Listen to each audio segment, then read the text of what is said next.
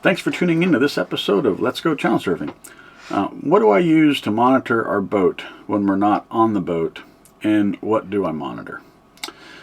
In this video, I will show you the video surveillance setup and the remote battery monitoring system that I have on board. Getting reliable internet for the boat is crucial to remote monitoring. So while this video is not about 5G versus Starlink, both will actually be discussed. Thanks for watching, and let's get started. There are many other ways to accomplish this. If you've got a different setup, please let us know in the comment section below. And if you've enjoyed this video, please consider supporting us by smashing that like button and clicking subscribe, as it really does help us out a lot. Close your eyes, hear the voice within, calling this heaven. When I'm away from the boat, I monitor the health of the house battery, the solar power output, the temperature in the cockpit, and video surveillance. This lets me know how my batteries and solar perform, which is really helpful for those times that we're not connected to shore power. It's also helpful to know if shore power was lost. Knowing the temperature in the cockpit is helpful for those below freezing days, and the video surveillance with motion detection gives me some peace of mind against theft. It's also nice to be able to look around and see the current weather conditions at the boat. Is the marina frozen? How's the windstorm affecting the boat? Is anyone trying to steal the boat? Did I forget to snap the rear seat canvas cover down and it's flapping in the wind? Right. So, and all this I can do on my phone from anywhere. I really don't know why they call these things phones, because that's the least thing I use them for is a phone, right? So anyway, I digress. Review the Blink setup. So I went with a Blink camera. The camera itself is battery operated. The life expectancy, they say, to plant about 2 years of batteries, maybe less if you use the you use the camera a lot more. There's a base station that the camera connects to wirelessly. That's USB powered. I really like that because it means it's low wattage usage for it. So it's not going to take a lot of power. There's motion detection, so you arm it and disarm it.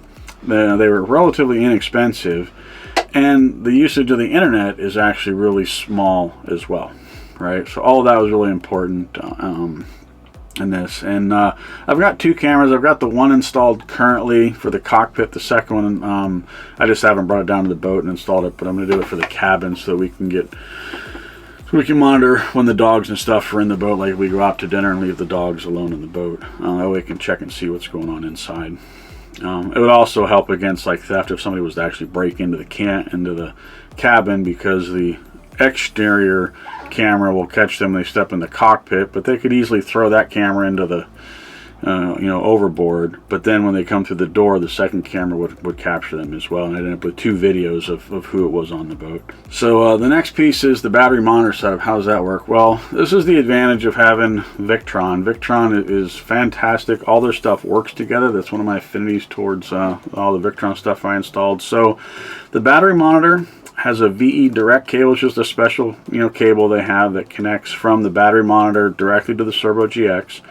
Then the solar controller from Victron also connects to the Servo GX with another VE direct cable. The Servo GX then connects Wi-Fi to internet on the boat, and the temperature sensor connects also directly to the Servo GX. Right. The Servo updates to VRM, which is Victron's remote management out in the internet. Does that on a 15-minute interval. It's also low power draw and low internet usage as well, which is why I like that setup. All right. So both of these, both the Blink camera and the Servo GX, need internet to connect up to the, in order for me to be able to get to it remotely. So I've got to have a way to connect to internet. This was easy for me because of the Wi-Fi solution that I installed. If you've not checked that video out, then please click here on how we did the 5G and the antenna that I put in for internet on the boat. We use it for streaming Hulu and YouTube on the boat, as well as for the remote monitoring. So talk briefly about Starlink. Starlink struggles around urban areas for bandwidth as it's oversubscribed. I've got the RV Portable, which is deprioritized on traffic when I'm in an urban area. And Starlink also doesn't work under a roof, and my home port, I'm in a covered slip, so I do not have clear view of the sky either. The power draw is also way too high on Starlink to leave it on 24 hours a day. Right? So put this in comparison, the 5G router pulls about 6 watts. That's about 144 watt hours a day, or said differently, it's about 12 amp hours a day. Starlink would be 7 times that amount of power. Starlink that I have, I will bring it out, use it when I'm done, put it away, just because of it's not excessive on power when you're using it, but if it's something you're going to leave on 24/7, I don't think it's a great solution for that. Marina Wi-Fi is spotty at best. Your mileage will definitely vary as far as that goes. At Everett, they've got Echo Wireless, and I've heard mixed reviews. Some people say it works great for them. Other people say not so much. I don't leverage any of that. I use the 5G LTE router that I put in the Peplink router. It's got 2 SIM cards. AT&T T-Mobile is what I use for both of them. That's 2 different data plans. Having the 2 dissimilar carriers gives me some diversity to get the best coverage no matter where the boat's located. The router maintains connectivity based on the health of the LTE or 5G signal. Right, the 5G LTE solution that I installed, it's a Peplink Max BR1 Pro 5G with a Peplink Mobility 42G high gain antenna. So I put the Blink camera right here above the door. I have it angled. It took me a little bit while, looking at it on my phone to see what view it actually has, because I want to catch if anybody comes on either the port or the starboard side, anywhere in the cockpit. So I wanted as far forward and to be able to, and it's got a wide angle lens that captures everything. So it's, I didn't want somebody to be able to sneak around the side either. Now obviously, once somebody comes on, they can see the camera. There's no holes or anything drilled. I just used that the same double-sided heavy duty interlocking, yeah, the plastic interlocking system. It's the interlocking, same stuff we use on the curtains to stick the curtains up. It's pretty industrial strength. The camera's waterproof, and stuff as well, and it runs on batteries. It's actually got 4 lithium batteries in it. It says it's about a 2-year lifespan on the batteries. Obviously less if you use it a lot. But obviously, if somebody was to step on the boat, walk over, reach up, grab the camera and throw it in the water, they absolutely could. But it will have already recorded them stepping over and their hand reaching up, and I would have captured all of that, and that would have already been transmitted before they threw the camera away, so I'd at least see that.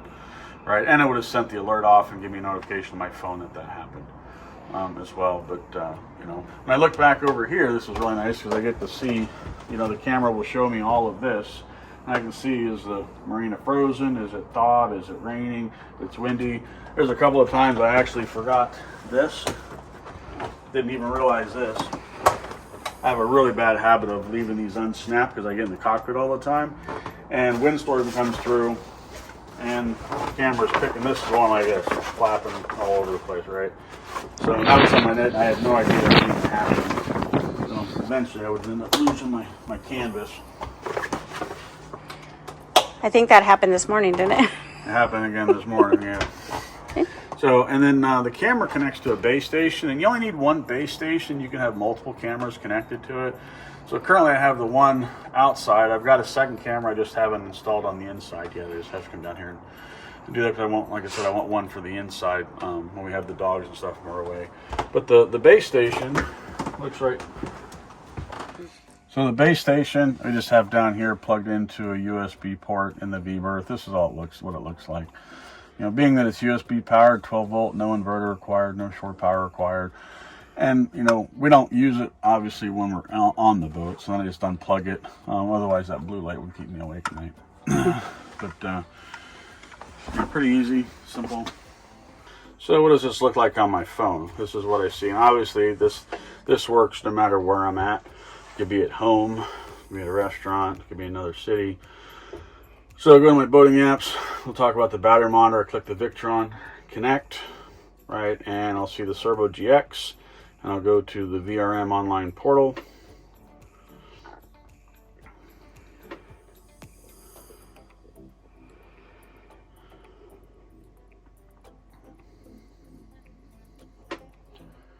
Why is it taking forever?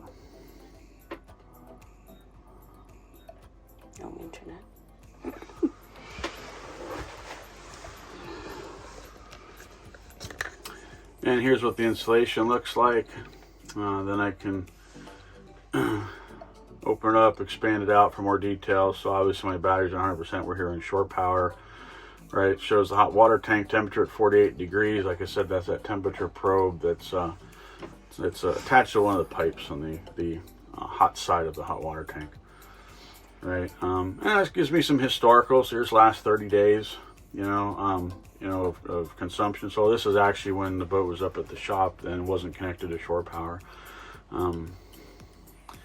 For the blink camera, that looks like this. Click the blink app. So here it's a still shot picture. This is the last picture that I took, so I'm going to hit the refresh the picture button, and it's going to tell the camera, take a photograph of what it is and show me what that photograph is. Right, and boom, that's what my cockpit looks like right now. I could also say give me a live view of the cockpit right here. And then this will switch to real time, and there's also audio. You can hear what's going on. I can turn the phone sideways. You could hear it. Yep. And you can hear me talking to the camera. Like an echo. It's kind of funny. So that's how that works. You can look at clips. So like actually I'll view this. This actually happened this morning. There's my there's me that forgot to snap. I made a windstorm this morning.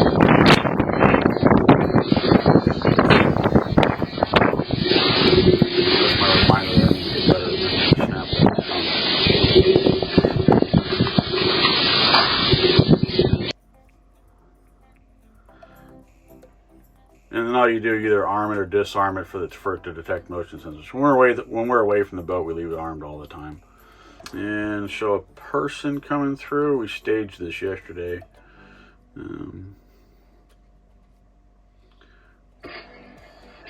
There's me coming on the boat.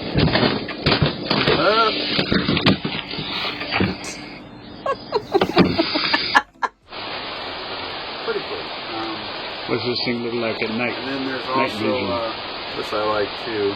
Yeah. So there's an actual widget for the iPhone. So I have iTides for widget showing me the tides, and then I got channel surfing status, battery 100%, DC at -5 watts, load -5 watts. That's just what we're using on the boat right now as we're sitting here.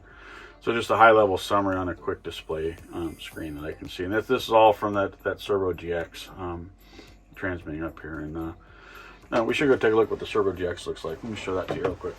So the Servo GX is that unit right there. The 2 VE direct cables for the battery monitor and the solar charger are on the bottom. The temperature sensors on the top, and then 12-volt power to it.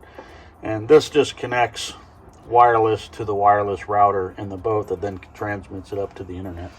And thanks for watching. If you enjoyed watching this video, click the screen to watch another.